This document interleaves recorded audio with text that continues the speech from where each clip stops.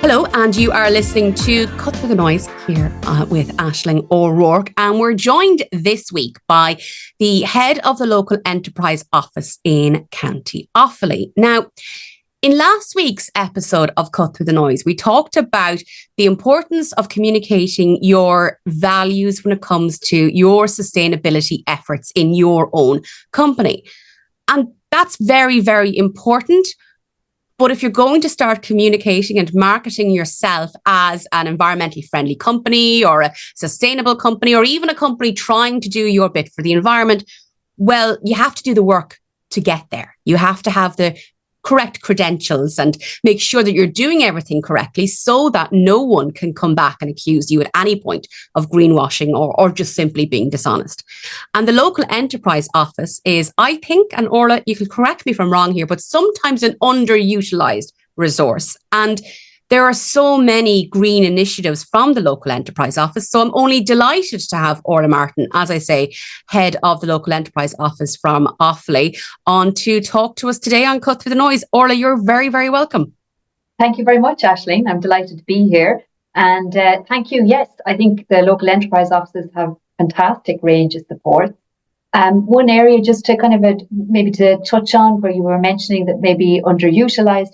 I think sometimes, we deal a lot with smaller businesses, and you probably know yourself, time gets in the way and it's difficult for people to make the time. So we fully appreciate that too. We'd have a lot of people saying, I really want to attend, I really want to do this, just, maybe not this week, but we'll want to do it. So there's lots of supports out there, and we're reaching out to as many people as possible. So it's great to be on your show. Well, thank you very much for that. And I think it's like, look, at this point, and I know this sounds terribly nerdy altogether, but my calendar is now color blocked, and I color block by, whatever the project is. And it's the only way I can manage my time, because otherwise I actually wouldn't get to do the things that I actually am interested in doing or learning more about. And I've availed of supports from the local enterprise office myself, and I know how great they are. So like, as I said, Orla, when it comes to suggesting to your market that you are a sustainable or environmentally friendly company, well, we have to be honest and say, I'm not as good as I'd like to be, or I'm working on learning more. And that's where the local enterprise comes in. So there's a couple of different ways that we can get support from the local enterprise office in order to do that work, isn't there? Yeah, there are some different initiatives. And just, I suppose, like that, just in terms of framing, you're dead right. It's about that communication piece. And we start with people with the why. And the reason why it's great to embrace green initiatives, digital, and also lean is, there are a number of reasons. So sustainability of your business itself, being open and providing what your customers want to see, and also to attract and retain employees. The sustainability and green issues really, really important there. It's also becoming increasingly important for businesses under green procurement. So anyone like the county councils or any large businesses that are going out to tender for anything, there's a section in there and is scoring for green procurement. And so it's, how green is your business? Can you demonstrate what you're doing to green your business? So it's not something that you can just, give a one sentence reply. You have to demonstrate. And so by engaging with the services, you'll be able to do that. And then obviously there's the government's commitment to reducing, carbon and to meeting the various targets. So that's another area, I suppose, why the supports are there. So just very quickly kind of to go through a few of the yeah, because I know there's a couple of different avenues, and I think it's really important to say that the service, the options here include very micro businesses even. You don't have to be a massive enterprise to avail of these supports. Yeah, you're right, Aisling. And I suppose traditionally people would know us as supporting businesses that employ between 1 and 10 people, micro enterprise. But now for these supports, we can generally support up to 50 businesses with up to 50 employees. So from 1 to 50, which is fantastic expansion, and also a larger expansion in terms of the types of businesses. So even retail is included, hospitality, service businesses. as well as our traditional manufacturing businesses, craft businesses, food businesses, and so on. So the first one is the Green for Business initiative. That's, as I said, open to businesses that employ up to 50 people. It involves generally free consultancy, 2 free days where the consultant will go out to the business premises. We'll talk to the business owner and we'll look at the bills that are, in terms of energy, water consumption, look at waste materials, products, looks at transportation, and we'll chat through the different issues and then come back with a report tailored to the business of what savings they could make in various areas. In some instances, it could be as simple as swapping out lights to LED lights. It could be adding metering systems into equipment and, cold rooms. It could be really, looking at their processes for, as I say, for packaging or different types of what might generate waste. So the 2 days consultancy are free, and the business owner gets the list of things they could do and what savings they may be able to avail of through embracing them. And it also gives details on what funding, if anything, is available. So if it mentions solar panels on the roof of a business, it will give the link to SEAI, the business microgen side of things. And then through the local enterprise offices, we have a new energy efficiency grant, which is seen now as a follow-on to the Green for Business. So for any business, employing up to 50 people, from 1 to 50, that are operating for a year and are operating from commercially rateable premises, they can apply for the energy efficiency grant. So that is a grant. Sorry, did you want to... Just on that Green for Business, before we move on to the energy efficiency grant, I think the key there is that you're getting somebody out to your premises for 2 full days to make sure that the advice that they're giving is appropriate for your company, because this can be a bit of a minefield and it's very difficult to know what the right thing to do is for your company and what's suitable for your premises. Absolutely. And that's a really good point, Aisling. And I think that's, I've said to people before who are thinking of doing it, look, this is where you can then get that information, and armed with that information, you can go and speak to somebody with that's selling a heat recovery system or a commercial dehumidifier or, heat pumps or solar panels.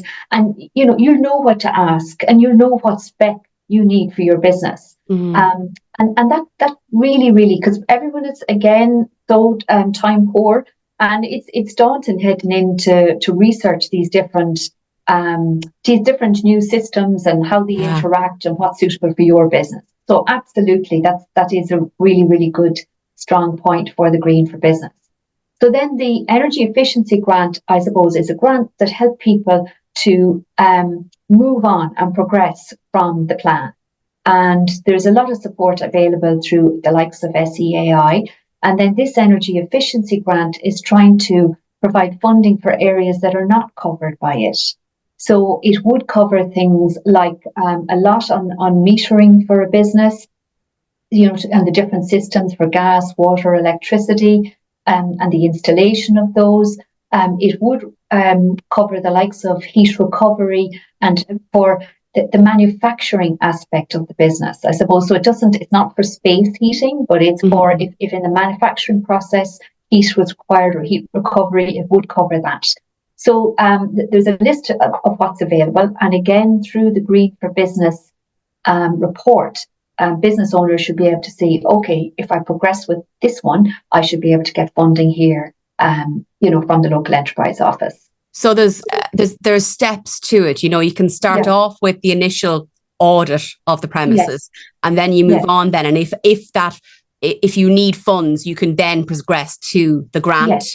And you're saving yourself a bit of hardship by having availed of that assessment to begin with, really. Yes, you are. And you're also, we had an event in Escrow Arts there quite recently with the climate action team and ourselves in the Leo office.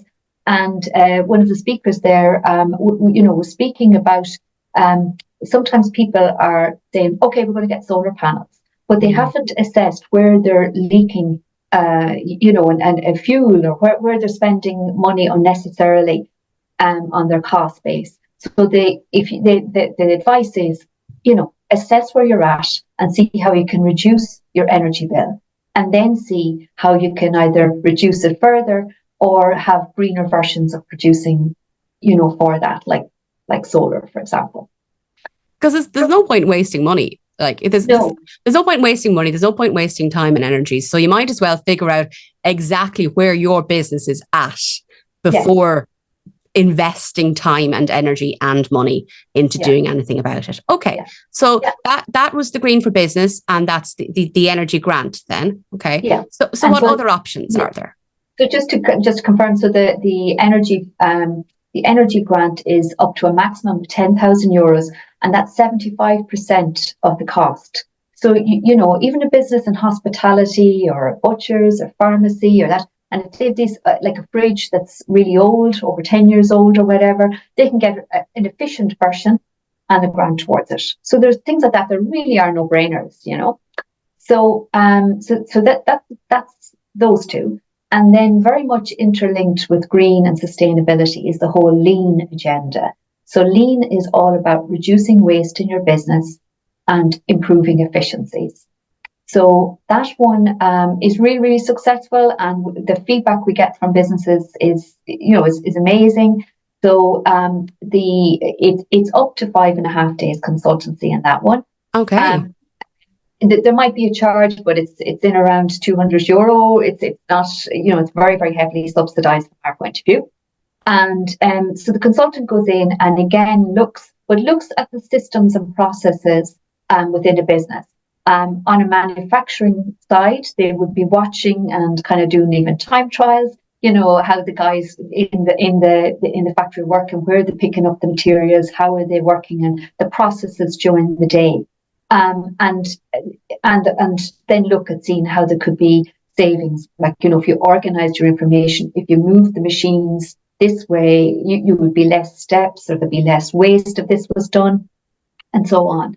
And it's also for service businesses. And we in Leo Offaly, we've just been working on a lean project ourselves. So we got the consultant in for a few days to work with us on a number of initiatives.